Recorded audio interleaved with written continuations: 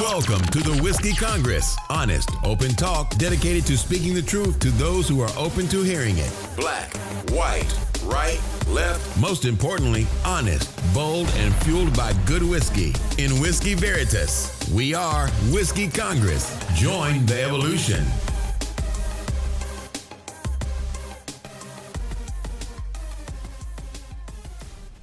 Welcome again to Whiskey Congress. Lots of stuff to talk about, but of course, the first thing we want to talk about is whiskey. Whiskey! So we've got another whiskey to review. It's Bulleit Bourbon. Very readily available, and I think pretty good stuff. Steve, what are your thoughts? I'm a big fan of Bulleit. It's usually, it's like you said, it's readily available, and if I don't see anything else unique that stands out to grab my eye, Scotch or bourbon wise, from a whiskey standpoint, and that's usually the go-to. And then when you calculate in price, it's a pretty high value. Yeah, I think I paid about $30 for the bottle, maybe even less than that. Maybe it was more like 25. Yep. All right, I scored it. Do you want to give yours first? Mine's written down. No, go ahead. You give yours first. 88. I think it's really good. I'm going to give it one step below some of the stuff we've had recently, but I think it's a really, really solid bourbon. Okay, so mine is written down as well. I give it a solid 90. Oh, wow, okay. And the reason why is the things that I just said. Flavor-wise, it's very good. It's balanced. It's not too sweet. It's not too dry. It's easy to drink by itself, but you put it in a Manhattan or an old-fashioned, and you have a really solid, old-timey mixed drink. And an old-timey mixed drink that happens to be one of my daily go-tos. Right. I mean, and we won't go into our debate about you and your Manhattans.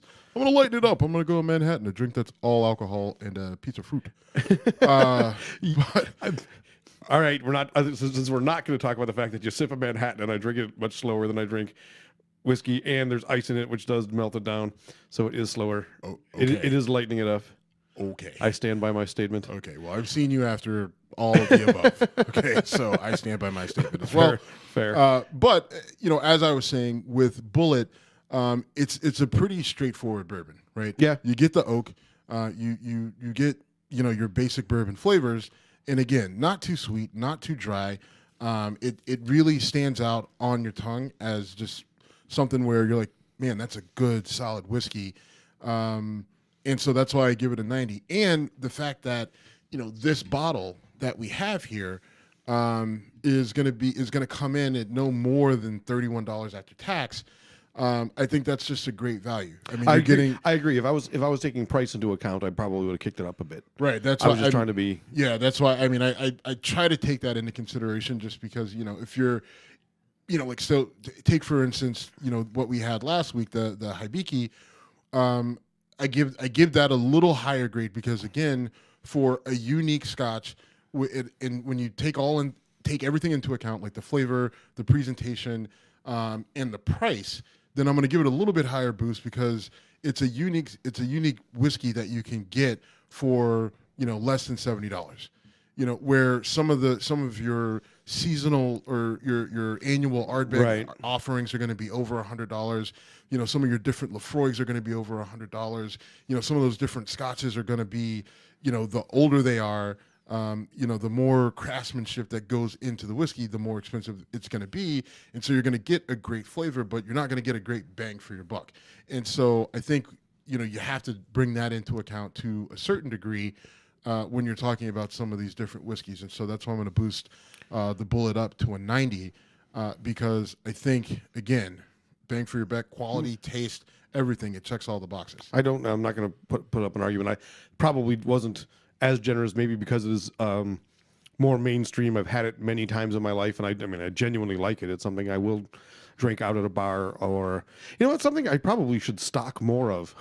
It's something I don't keep it in the shelves. But the reason it's big for me is again, like it's one of those where if you have a group of people over and they kill your bottle, it's not the end of the world because you paid $30 for it.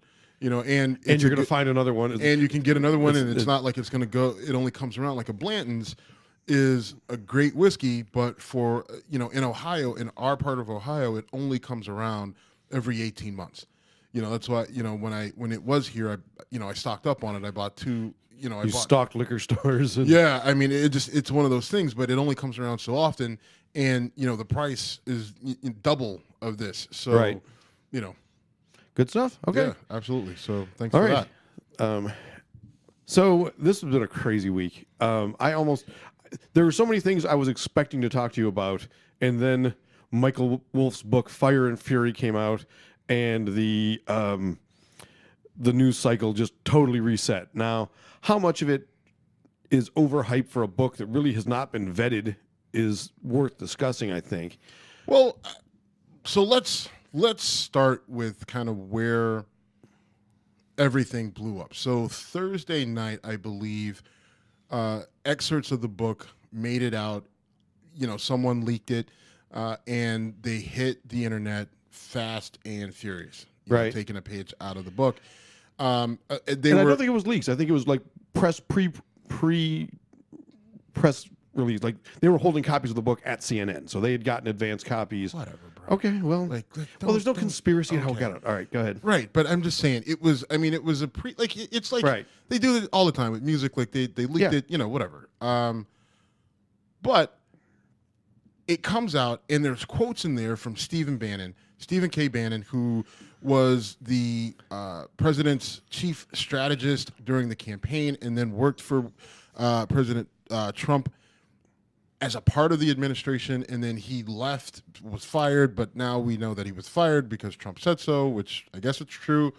And then Stephen K. Bannon goes back to Breitbart and is on air for them, does the programming, and then he's also out campaigning for different candidates in the GOP for Senate and congressional seats, and really taking on established established Republican candidates and attacking them in primaries and coming after them in primaries and attacking winning them attacking them in primaries with candidates that are of this neoconservative movement, which is even further right than we're typically used to on a number of issues.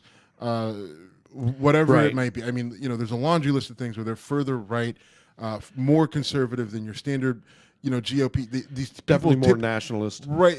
Nationalist, populist, all those trigger words that are thrown out there. He brought up Roy Moore. He was the big push behind Roy Moore that put Roy Moore back in the national spotlight in this Senate race. That backfired on him because Alabama now has a Democratic senator for the first time in 25 or 30 years because Roy Moore, had the issues and the allegations and the things that he said. It backfires, right? Right. So that doesn't look good. And then you have this book where he comes out and he's attacking Trump. Attacking, Trump's knowledge and willing to learn and Trump's family and Melania's stupid and Ivanka's stupid and Jared just goes out and does the Middle Eastern stuff but the thing about it, nothing that he said really stands out because it's anyone with a semi-objective view. It's everything everyone has been saying all along. Right. I mean, there's nothing out there. I mean, I don't think you and I have ever attacked Melania or, we've maybe questioned kind of what Ivanka's role is, but we've never really come after her.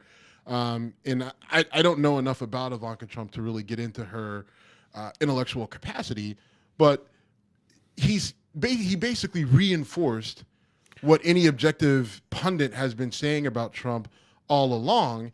And it goes directly against all the rhetoric he and Breitbart have been talking about since Bannon really kind of got into Trump and then, got his hooks into Trump and then joined the campaign and was a part of the administration. And even when he left, what's funny is when he left, we said, will Bannon attack Trump or will he be his drummer boy on the outside? And so, my thought was he would be the drummer boy. And I think to a degree he has been. He has been up until this point, and now and I haven't read the book, so I don't know. Did he tell Michael Wolff this stuff after the fact, after he was out of the White House, or did Michael Wolff interview him while he and did Bannon say this stuff while he was in the White House? And I think this is speculation because, again, I haven't read the book. It just came out today. I actually did stop and look for it, and it was sold out. But I think Bannon said these things while he was in the White House. That is my understanding, that he had Michael Wolff in the White House get cleared to talk, to perform interviews, to write a tell-all Trump book. And before we get into that, how that happened, all right. Right, like before we even get into the logistics of that, I think that timing is important. And a lot of people don't understand the timing of this. So a lot of people who are huge Breitbart followers are looking at this and saying, how could you say these things? Like, you leave office and then you turn on Trump. Well, no, he said this while he was in office before he, got the ouster. So this is kind of what he's really thought about Trump all along. So, and the scary part is, when I think once people get a better understanding of the timing, then you're going to have a few people who have a come to Jesus moment with kind of their whole situation in terms of supporting Trump, because it's like, all right, if this is what Bannon thought of Trump all along, then, basically a lot of what he was saying was a lie. Now, what I believe they'll do is I think that most of that base will just side with Trump and say, boot Bannon, we don't care, it doesn't matter. The movement's bigger than Bannon, it's bigger than Breitbart, and Trump is, what he is, the greatest president ever. MAGA! Right. I mean, every time I hear that phrase, I just see Trump and his supporters just kind of going down in flames, screaming MAGA, like, it doesn't matter, everything is still going to be great, MAGA! Like, I just seem like having a complete meltdown, and you're just like, no, no, this is over. It's not, you didn't do it. Sorry. But well, anyway. I do think it's easier for them to dissociate from Bannon than from Trump. For one, Trump is the face. I mean, Bannon did what he did. I saw something the other day that said like 69% of Republicans don't know who Stephen Bannon is, and that's bullshit. I actually don't think it is. I don't. There are so Jim, many. he was on the front cover of Time magazine as the puppet master controlling Trump. Don't give me I think 100%. He did interviews with 60 Minutes. He did he was all over he was. Come on, I don't buy that for a minute. Well, here's why I think this, because I have talked about my recent trip to West Virginia. I was surrounded by a bunch of MAGA Trump idiots. Some of my friends, I shouldn't say that. And I can guarantee you, in that room of 14 guys, if I would have said, hey, what do you all think of Stephen Bannon? You can't do that. You know why you can't? Because you didn't ask the question. If you would have asked the question, and if you say, I asked the question specifically, and no one knew who he was, then okay, I would buy it. You didn't. I didn't. And so that's what I don't buy it, because I think I think a lot of these guys listen to Breitbart. Like, listen, I don't think they do. Underestimate. I think the 30% base that loves him knows Stephen Bannon's high school locker number. But I don't think the typical MAGA Trump moron knows. They don't want to know. They know. First of all, the guy stands out like a bloody stump. All right. I mean, just with the sloppy clothes, his unshaven look, just that, like, I mean, he looks like the creepy guy at the girls' volleyball game in high school. I mean, agreed. He stands out, and plenty of people, who the hell is that guy? Oh, that's Stephen K. Bannon. That's the White House. I mean, he was a part of the administration. It was a huge deal nationally. Fox News and Breitbart are, there's information loop between the two. I just don't buy this idea that 69-70% of the GOP supporters don't know who he is. I disagree with you on that. Okay, vehemently. I can hear that. And my point of view is somewhat anecdotal, but I was amazed when I was talking to my, these are people who will talk politics and they'll talk Trump, and they don't know shit. They just genuinely do not know anything about Trump other than what was spewed all over the place during the campaign. Reporting again.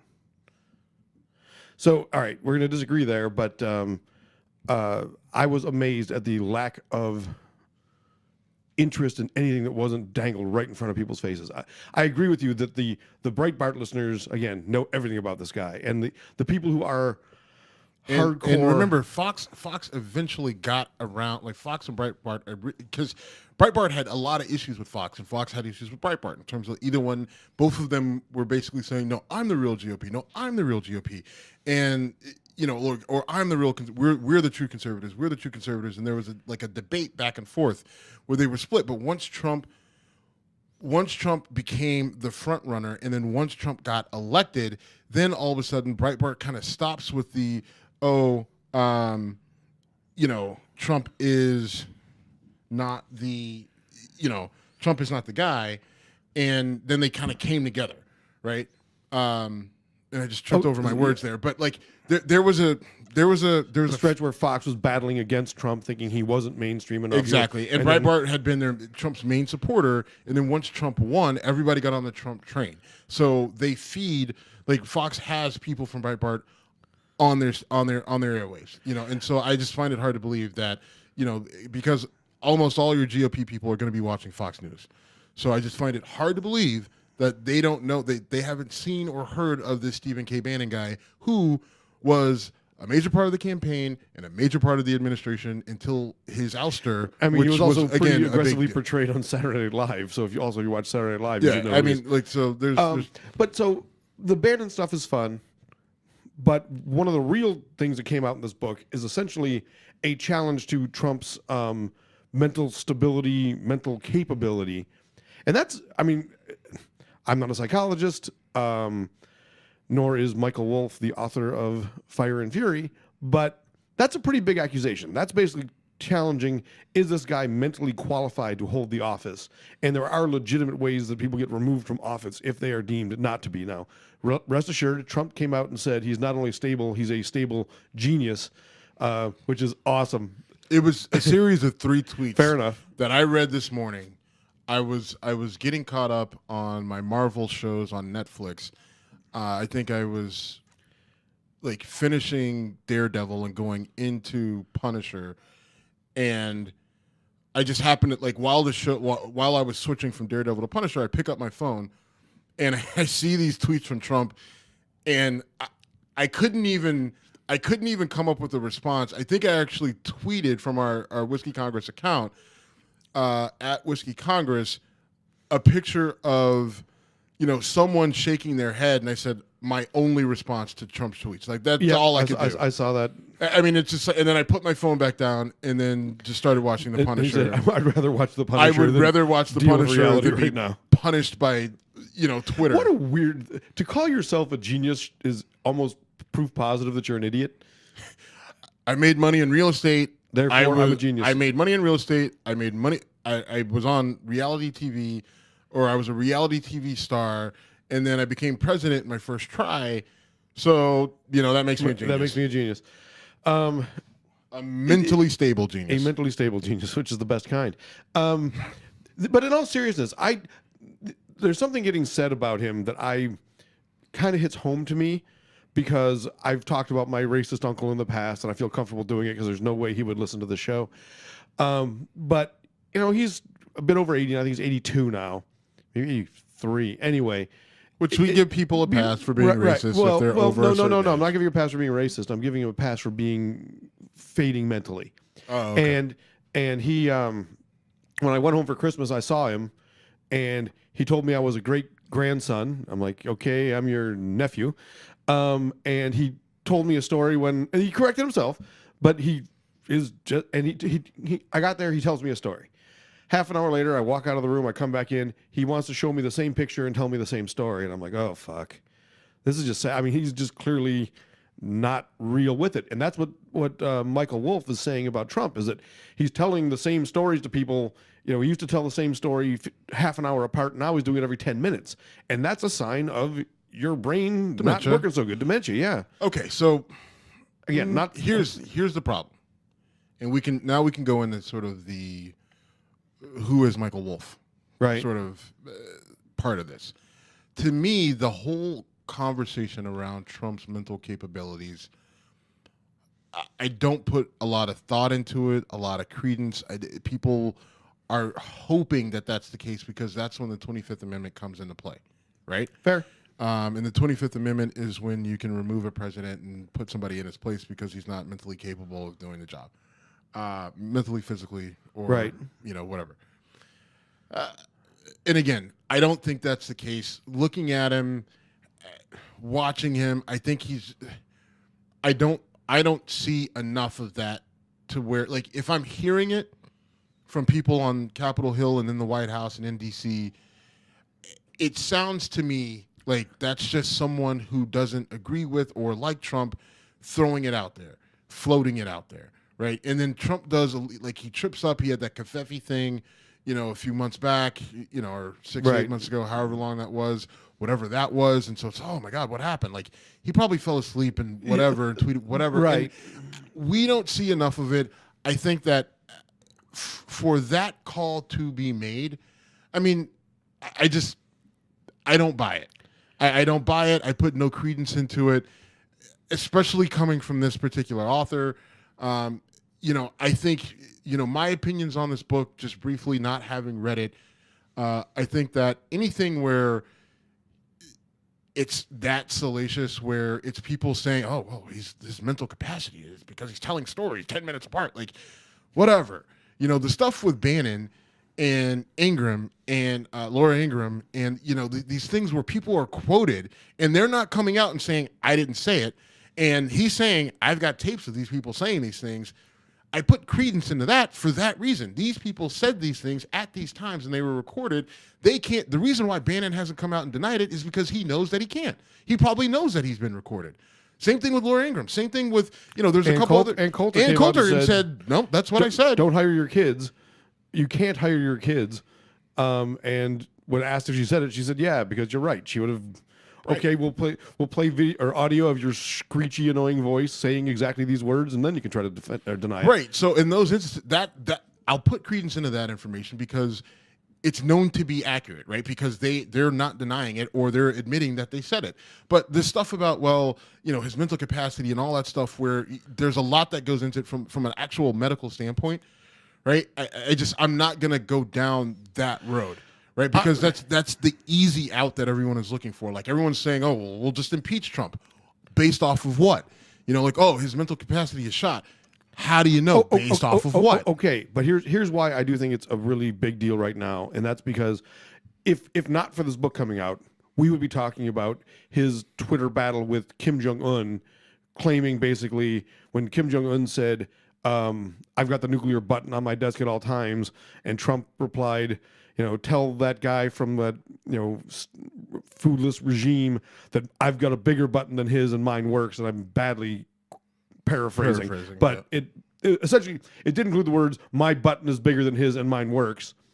That's shit you can't do. I'm sorry. That's beyond unpresidential. That's just bordering on, to call it incompetence to the point where you need to get removed from office would be way too big, and you would jump all over me if I said it. But that's fucking crazy, Steve. You can't say that shit. You can't. I don't disagree with you that he shouldn't have said it, but that isn't the sort of mental incapacity that they're talking about, right? Like, they're literally talking about a dude on his deathbed in a fucking coma, right? Or in a state of dementia that's so bad that, like, he's wandering outside on the fucking north lawn in his underwear.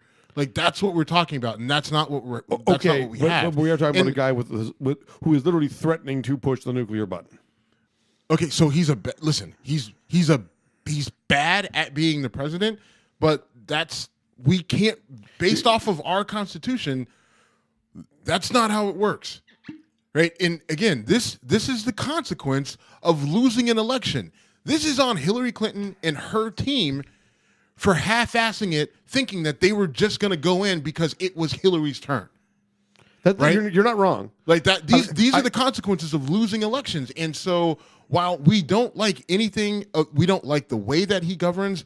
We don't like the way in which he speaks to the people that he's governing, and he doesn't have the normal presidential, air about him. Those aren't reasons that you can remove a person from office. I understand, but I mean, if you want, but quotes like that, saying things like that, are reasons why you need to monitor his mental fine. capacity. If we want to monitor it, fine. I agree, but there's only so much we could do. I mean, listen, Ronald Reagan, was suffering from dementia, but they covered it up, and protected him to the point where it didn't really come out until after the fact. Like nobody really knew. Right. But he also we don't know didn't how long it was. We don't know how long it was. Right. We don't know how long it was. It wasn't in this age of social media and 24-hour news cycles. So who knows how that would have played out if it happened right now. True. But I think, now listen, if it truly is an issue now, it's a 4-year term. Right. We're done with year 1. And if it begins to escalate, if it's true and it begins to escalate, then we'll probably get to a point before the year 4 where the 25th Amendment comes into play. But you can't make it happen. You can't force it. You can't rush it. You can't create it. That's just something that we'll have to keep an eye on. Right, exactly. It has to be something that people pay attention to. And whoever is responsible for making that assessment, whether it's a Congress or whatever, needs to break out your 25th Amendment handbook, because the question is, whose responsibility is it to monitor that? I have no idea. I think that's the real question. At what, like, who is actually monitoring it? And is it whoever his physician is, and they're saying, listen, this guy. Well, his physician called him the best, whatever. Yeah, right. But if he gets to that point, like, they're going to have to do something. Right. If he gets, but even if the 25th Amendment kicks in, what happens? Who goes in that Pence? spot? Exactly. So which is not necessarily a win. I'm with you. It's not a win. Like, everyone's just and everyone's in such a rush for these, like, the two, like, how are we going to get him out of office? Well, we can impeach him, or the 25th Amendment. Okay, so you get Pence in office. What do you think? You're going to be able to work with Pence any better? Like, Pence, based off of Pence, like, Pence is an old school, cookie cutter, conservative, Bible thumping Republican that seems to hate the gays, even though he is gay. I said it again. Allegedly, maybe in his said mind, by one stand-up comic in Cleveland, who sounds a lot like me and makes a pretty good case for it. One other thing about the book that I think was, again, everyone knew it, but now it's been said and published, is that he got into this thing not wanting to win. The book states that Melania cried when he won, not tears of joy, and that he did the whole thing basically to up his stature and make himself in better position to start his own television channel. And probably would have been an anti-government, anti-Hillary television channel. And then when he won, he was, like the rest of us, saying, "Oh fuck, what now?" Yeah, and again, that is sort of, we all kind of know it, right? Not having read the book, I don't know where that's coming from, who's saying that, who said it, allegedly, supposedly, and I don't know. Again, this Michael Wolff guy has been known to do some pretty aggressive hatchet jobs. Right. He's even come out and said, his exact quote was, "Well, not everything in the book may be true, but," right? Like, that in and of itself, you're just like, oh, okay. So in terms of credibility, I don't know. Like, the only thing I can take from this book are the quotes from a few key people that are conservative stumpers, that have been conservative stumpers for Trump, that are basically disparaging Trump. Like, that's what I take from this. Stephen Bannon, Laura Ingraham, Ann Coulter, a couple other people.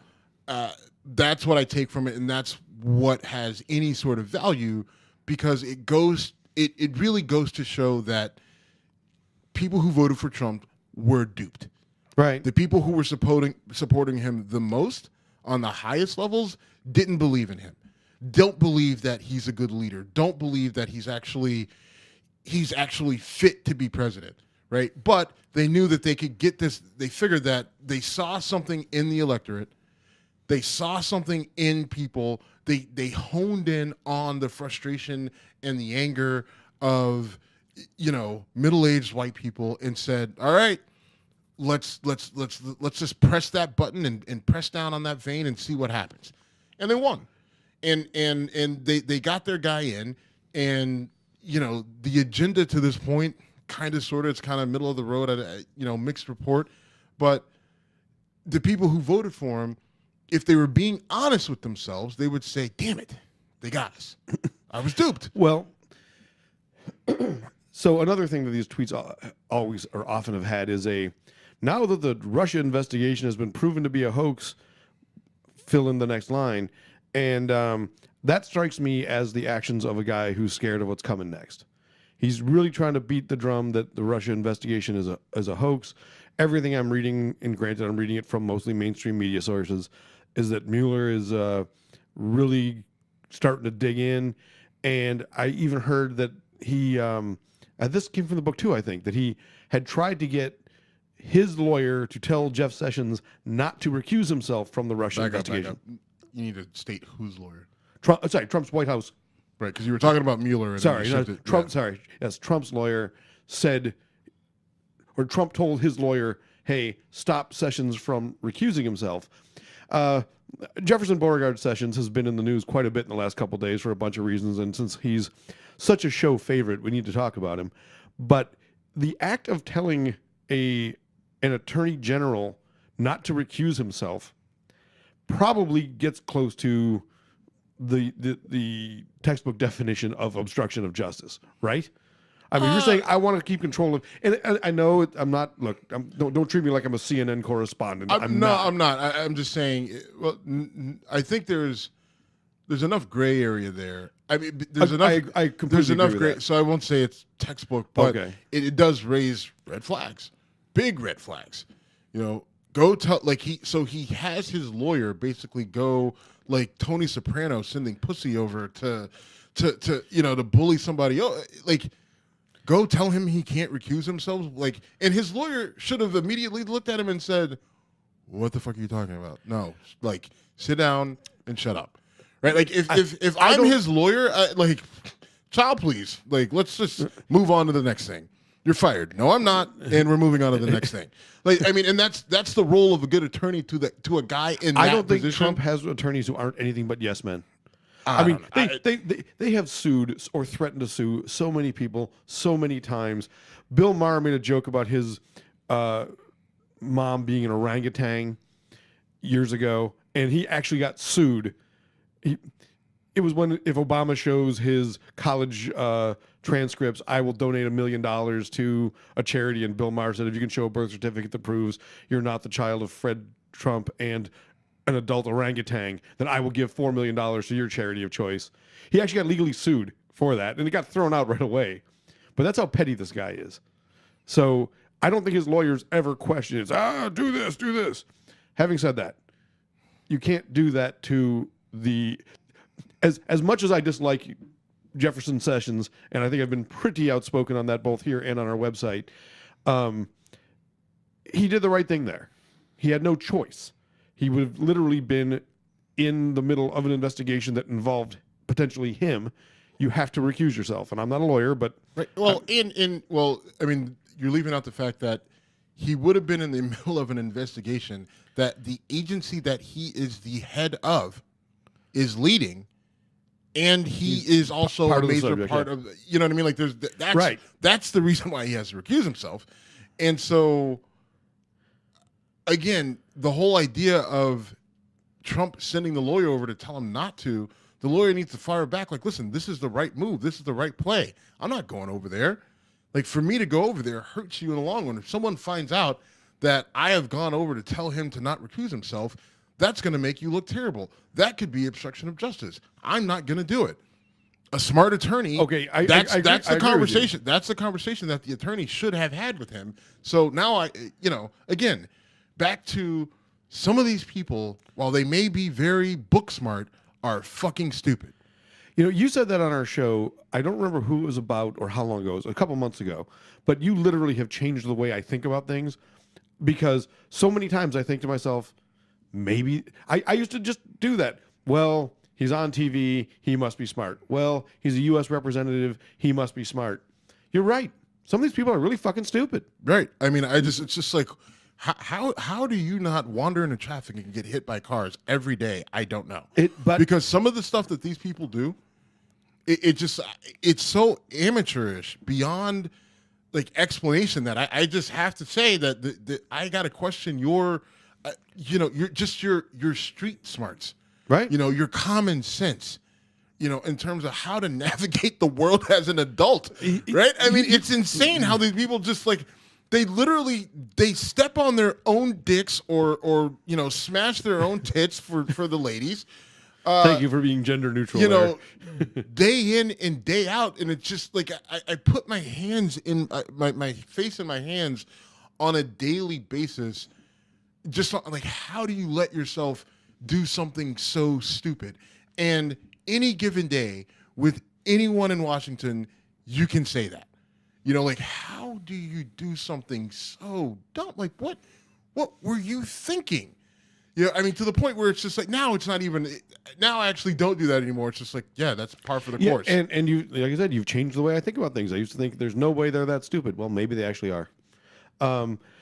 So anyway, Sessions is in trouble there. Now, Sessions, he was my Deadpool candidate for a while. I kind of wish he still was, because he's now getting pressure from conservative congressmen saying you should step down, not because of, actually, you should step down because you did recuse yourself because you are not maintaining. So the charge is being led there by Jim Renacci, who's out of Ohio.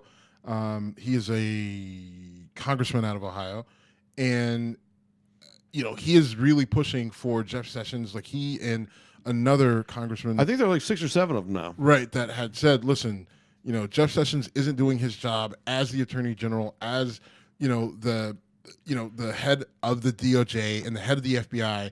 He is not doing his job in terms of controlling those agencies, because they believe the DOJ and the FBI are overstepping their bounds with the Mueller investigation, and they want Sessions to step in and rein them in. right? And basically say, listen, back off. These are our guys. That's what they're not saying, but they're saying.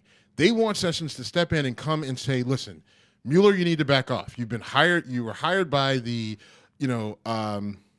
assistant director of the FBI, to do an investigation. But essentially, you've gone too far. You need to scale back.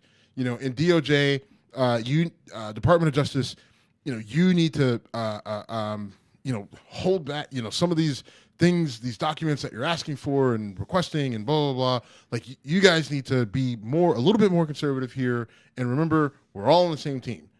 Thumbs up, walk out. Wink, nod, gone. And Sessions is not doing that because, again, he's recused himself from this. And that's why he did it, because he didn't want to be in this situation. Because if he does that, then that could be viewed as obstruction of justice. Right. That is where, criminal charges for him specifically can be levied over time after an investigation. So he did the smart thing. And them calling on him to resign, and by them just calling on him to resign, there's nothing wrong there, because ultimately then that would be his decision to leave. Right. So they're just trying to kind of bully him into leaving. So it doesn't, their hands are clean, but he has to make the decision to leave.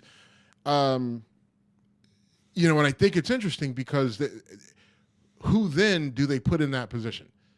Who then, but that helps them in a couple ways, because then they get somebody who wasn't in, because I'm sure they're eyeing someone. And I read an article on Politico that they're looking at whoever the head of the EPA. They're looking at him. I guess he has experience in his local. He was a state attorney general. Okay. And then he has some other experience. I think he may have been a state senator as well, or something like that. And they're looking. I guess he's been kind of tagged as the person who would theoretically replace Jeff Sessions if he did, step down. And I don't know what Jeff Sessions is going to do, because he's been attacked so many times that you have to wonder how much more can he take. But as I've said all along, Jeff Sessions has his own agenda that he wants implemented, and he's working it right now. He just released this memo that is rolling back the Obama era, basically memo. The hands-off memo, right? Basically telling federal prosecutors not to go after marijuana cases in states where it's been legalized. And Jeff Sessions is saying, okay, federal prosecutors, screw that. Go after those. Go after those cases and prosecute in those states where it has been legalized, and that set off a whole kind of snowball effect where marijuana stocks go down, and people are now just like, all right, so what does this mean? Is DEA going to come in and kick in our doors, or what's going to happen? So that is part of the Jeff Sessions agenda because he's obsessed with marijuana and how bad it is. So, and there's other things that he's done, right? Like he's, everyone's really proud, on their side, on the GOP and with Jeff Sessions. Another thing that he's done kind of a little bit more under the radar is push for student rights on college campuses. Whose student rights? Conservative students that are speaking out against, liberal students. Now, I think that that's important because you want free speech for everybody. And, we got a little text chain with Mike Wood where, talking about like the liberal left has gone too far and fascism and everything else. And that's definitely alive and well on liberal campuses. I mean, months ago we played the whole thing with the Harvard students. It was Harvard or Yale, and the students were screaming at the RA or whatever. We're talking about the Halloween costume thing? Yeah, the whole Yale, yeah, at Yale, and they're screaming at him like, "This is my hell! I need my safe space!" And they attacked that guy.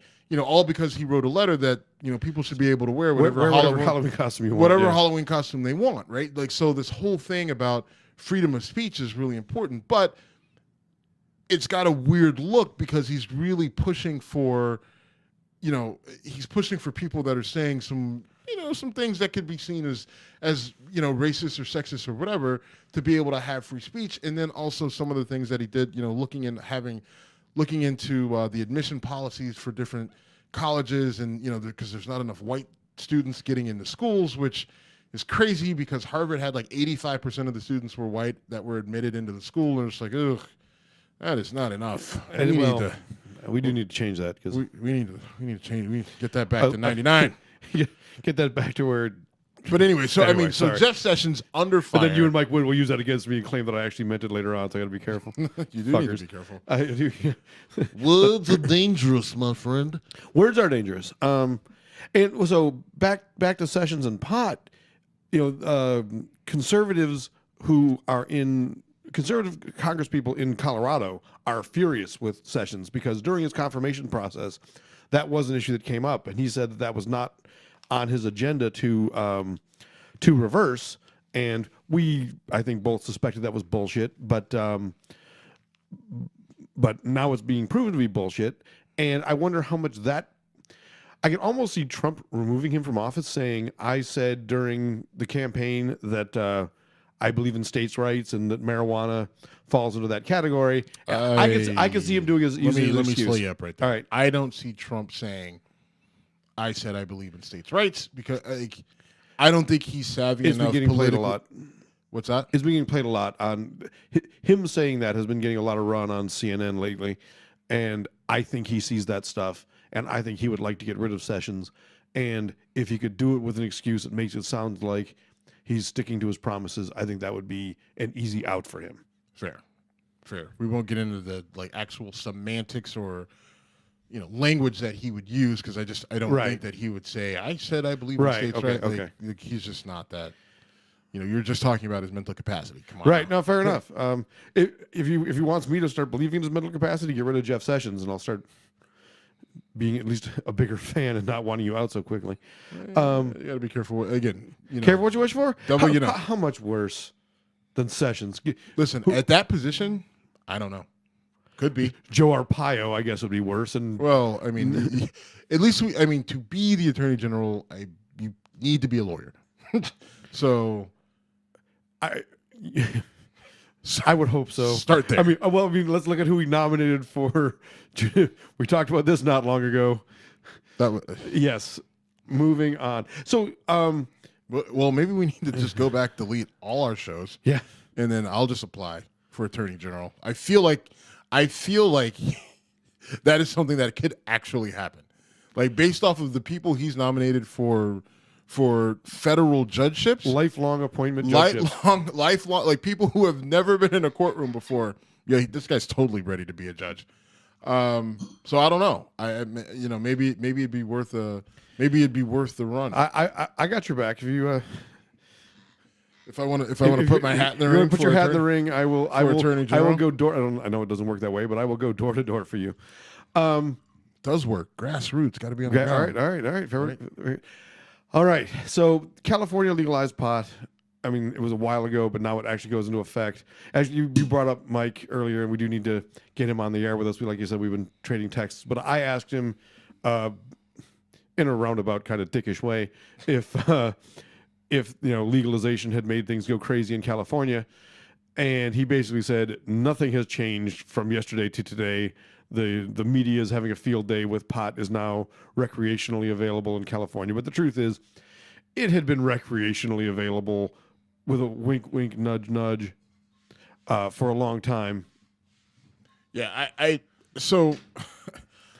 guess it's not that I'm a big pot guy, but just being around it, like that's not a surprise to me. Like, right. I mean, same thing in Nevada, right? I mean, like it's been recreationally available for a while, and when things kind of shifted, then there was a burst there, but just day to day for people smoking weed, it's not like like the newscasters were just smoking pot right. live on TV. Like, I mean, shit, like it's gonna happen subtly. It's gonna get covered by the media very heavily, but the people who smoke weed are going to just keep smoking weed. They're just going to go to different places to get it. Right. But the fact that they don't have to worry about legal repercussions is a big deal. In fact, one other huge thing about the California law is the California law also allows for people who were in jail or had served, suffered legal consequences for marijuana-related things to, they have to go through, I'm sure, a process, but to basically remove that from their records. And that's huge. That's big. That's big, and that's not really covered by the media, but that's not really what you're talking about when you're saying, "Hey, so how are things now?" That's not what I was talking about. You know what I mean? Like that's a huge part of it, and that's. Well, I was being a dick when I brought up to Mike. I asked him if that impacted his tweet or text to us. And his response is perfect. Like, because I almost sent the same thing. Like, I doubt anything has fucking changed. Like, you moron, get hip with it. It's 2018, brah. Speaking of California and marijuana, back in December, middle of December, like holidays, we were both busy and family and all that other stuff. Right. And it's the holidays, Christmas, New Year's. How many people were actually listening? There was a story of a woman. Her name was Stephanie Smith, and she had a grow operation in San Bernardino, California, and she got raided by local and federal authorities. They recovered 18,000 pounds of marijuana in plant form, right? 18,000 pounds. That's a lot of pot. But 18,000 pounds, 35,000 plants, I think at 3 different locations. All right. And the only thing, the biggest legal issue is that she didn't have a business license. And now here's where this is an issue. Black community, beside themselves over this, because it feels and looks like the screaming definition of white privilege, right? You got a white woman. So you more details on what happens to her. She had 18,000 pounds of pot and she was questioned briefly, literally for an hour, and then let go.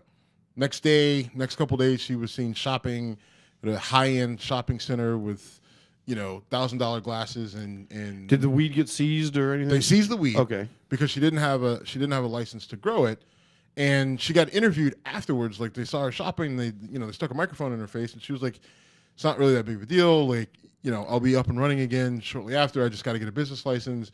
And it wasn't. And the reality is that there is nothing that should have happened to her. This is the proper course of action.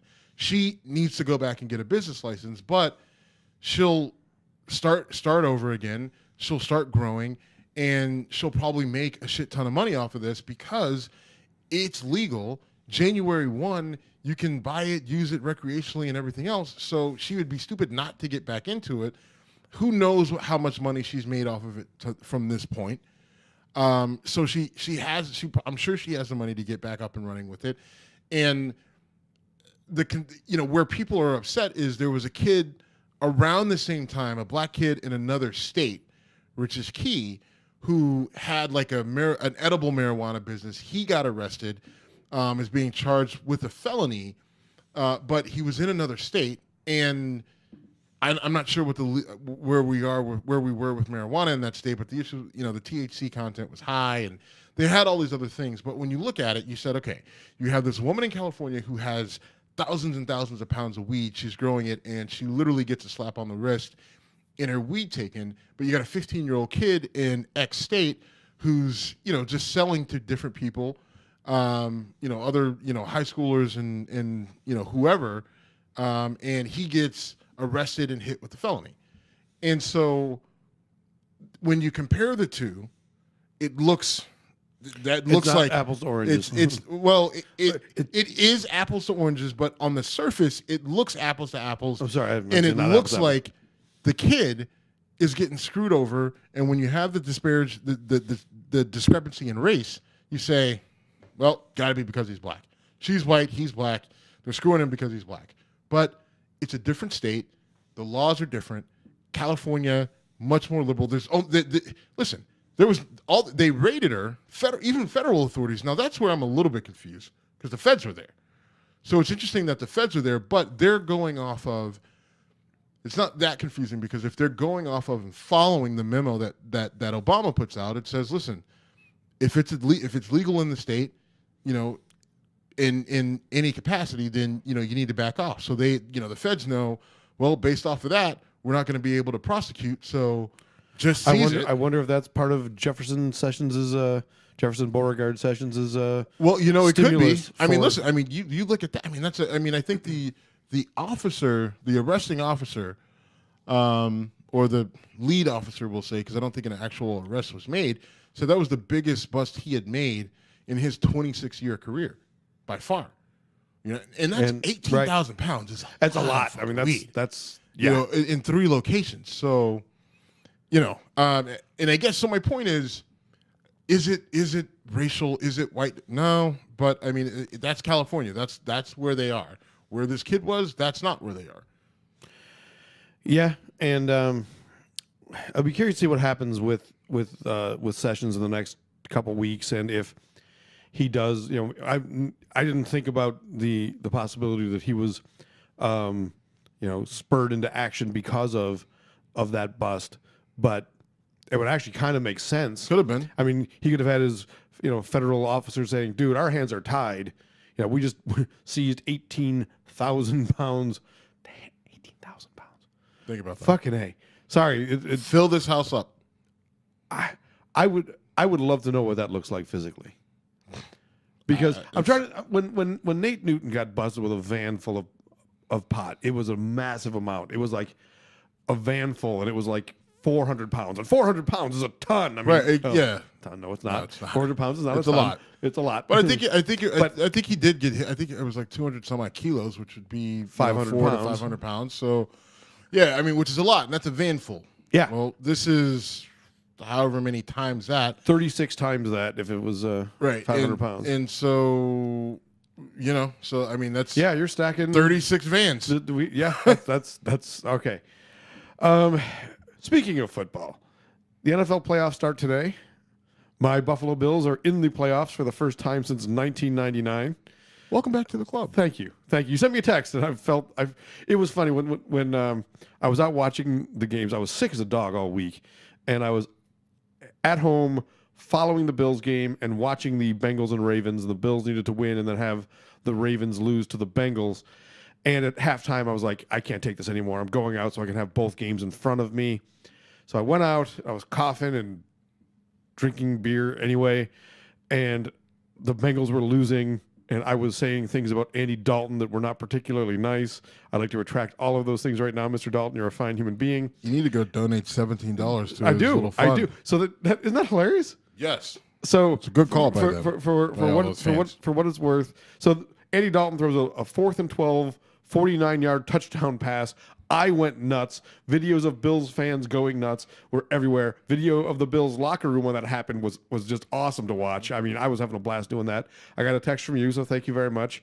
And a bunch of Bills fans donated to Andy Dalton's charitable fund in $17 increments as a tribute to the fact that we went out of the playoffs for 17 years.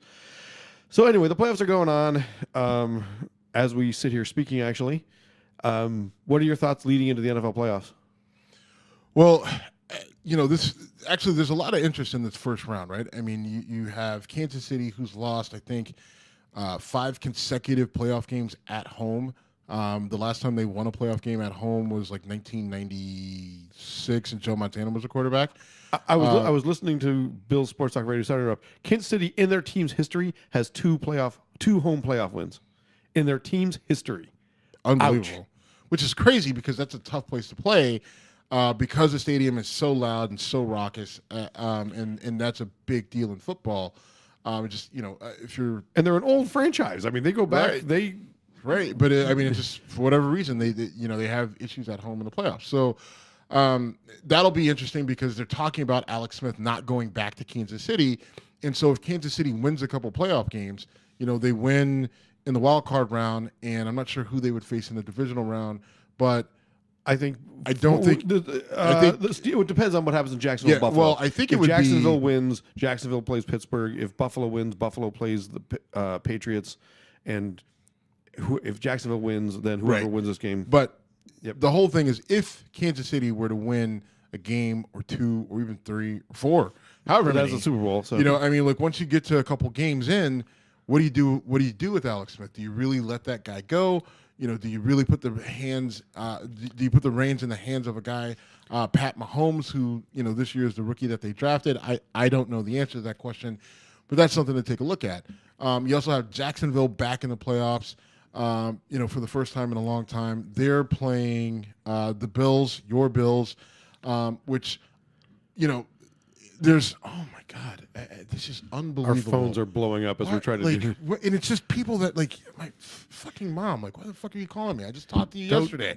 I just saw her yesterday. Why is she calling me today at 5? There's no. I'm telling you, there's no good reason why she's calling. Like it's something random. Like, hey, did you know that so and so? Like, those are things you can text me. Whatever this is, I guarantee you, it could have been a text. I guarantee.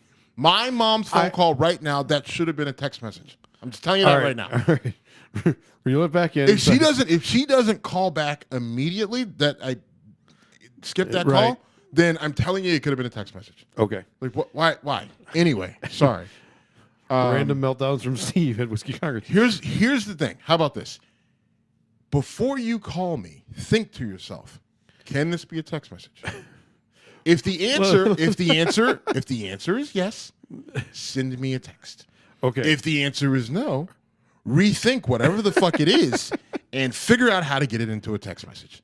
Bills Jaguars, go on. Bills Jaguars. So that's big because the Bills early in the season trade Marcel Darius, big run stuffing defensive lineman, to the Jaguars, right? And when that happens, Bills defense yards per game. That happened while we were on the air, as you recall, and you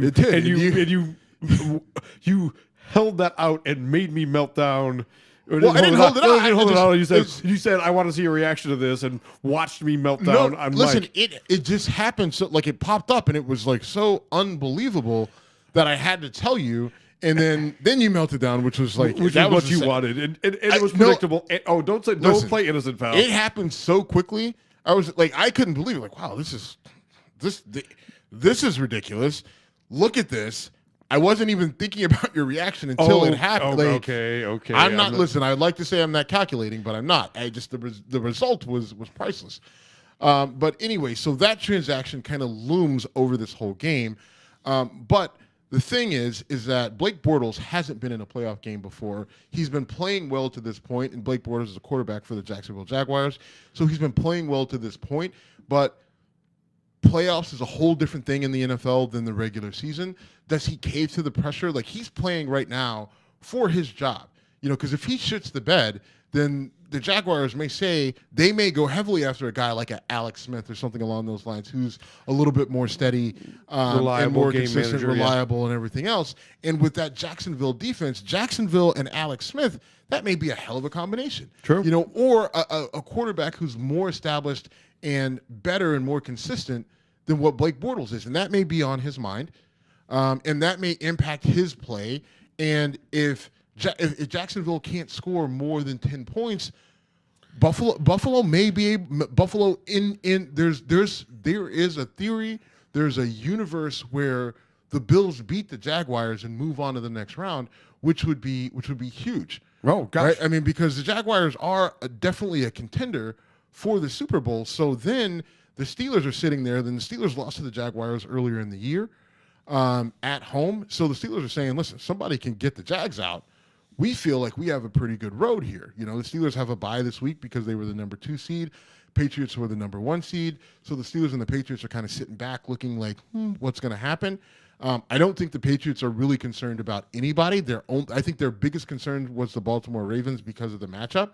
Ravens have always matched up well with the Patriots, and they're one of the few teams that have beaten the Patriots in the playoffs other than the Broncos. But the Ravens were out when I believe the Bills are in. Bills won. The Ravens are out. The Bills are in because the Ravens are out. And Steve, it was so funny. It came down to either the 4th or 5th tiebreaker, and the tiebreaker that put the Bills in the playoffs and kept was basically D's nuts. Well, it was the winning percentage of the teams you played, and the fact that the Ravens had to play the 0-16 Browns twice brought the winning percentage of their opponents way down. So that's a killer. That is a killer. Those poor fucking Browns. You usually think of it as an advantage. You get to play the Browns twice in a year. But this year, that actually hurt the Ravens, which actually probably makes Browns fans happy. It should, because it hurts the Ravens, and it's a little, F-you to Art Modell kind of, Posthumous, yes. Yes. And the Browns had their parade today. Their 0-16 parade. So before we get to the NFC side of the playoffs, that hurts a little bit. I don't like that at all. Like, I don't think it's funny. I don't think it's something to joke about. Like, that's bad for an organization. Like, the Browns are one of the original organizations in the NFL, NFL, AFL. They do have a very storied history with, Paul Brown and Jim Brown and, the championships they won back in the 50s. And I know that was a long time ago. Yeah, but that was an important part of, NFL, AFL history that can't be forgotten. They had some great players. And even in the 80s, when you had Bernie Kosar and, Clay Matthews Jr., and Eric Metcalf and, all those guys, Kevin Mack and touchdown Tommy Vardell,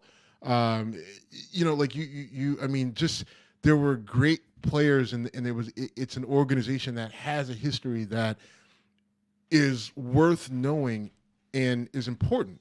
Art Modell, who is demonized in this city as he should be for moving this team, Art Modell did some great things for the NFL. He was very progressive. He hired oh my God, the tight end who is now the GM, Ozzie Newsome, as he hired Ozzie Newsome as a general manager and made him one of the first black maybe the first black general manager in the NFL, if not the first, one of the first. And that was a huge thing, and I'm almost positive that it was the first. I think the first would have been stop. Just let me go. All right, go. So, and the reason why that's important is because, African Americans, black people, were not getting opportunities to do things like that in the NFL. And Art Modell said, Ozzie Newsome, you're a great player. You're a smart guy. I trust you. You're hired. And he's still the general manager for the Baltimore Ravens. And just some of the things that he did with the TV deals back in the late 60s and the 70s that really kind of put things in place for the NFL to do what they're doing now. Those things all matter. and that organization is important to this league. It should be important, right? When the Browns moved, their history and their legacy was so important that that this city fought to say, listen, you need to keep our legacy here in Cleveland. Right. And when the team moves, they go to Baltimore, but the name stays and the history stays and everything stays. And when we get a new team, which you owe us and promise us a new team, then we are able to keep the name, and everything that was great about the Browns before stays with them. Right. And that's important. So for that, a team with that history, to have a parade, kind of mocking an winless season. 0-16 season that's only been done, 2 or 3 times, 2 times before. What? Only one. Well, I think it's Tampa was 0-14. The only other 0-16 team was Detroit. Okay. Detroit. So winless regular season. Okay.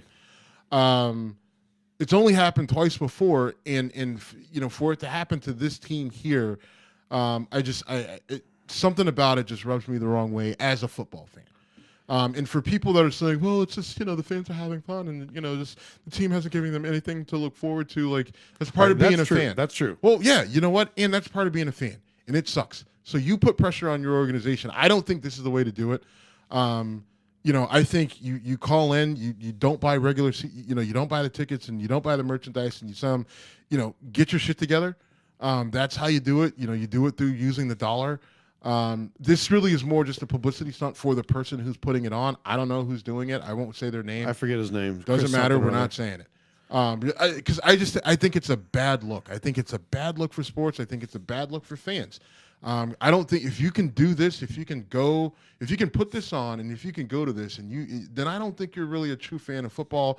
I know you're not a football historian, and I just don't trust you as a football collective. So that's my opinion. And I love the game. I love it on all levels. And when you do things that hurt it, I don't like you. I don't want anything to do with you. So fuck you. Get out of my city. And I'm not even a Browns fan. Right. I'm not even close to a Browns fan. I'm a diehard Steelers fan. But I think this is, and fuck, it is 1 degree. It was 1 degree outside. 1 degree. It was fucking cold. I have one finger up, and that's the number of degrees it was outside. That's wrong. Oddly, normally when you have one finger up in the room with me, it's not that finger. So, agreed. So look at that progress. Right. Growing up, I'm an adult. All right, man. What do you say we shut this down and let me get another beer? All right. You good with that? Sounds good. All right, man. Thanks. Yep. Good talking to you. Mm-hmm. We'll be back with more. Yep.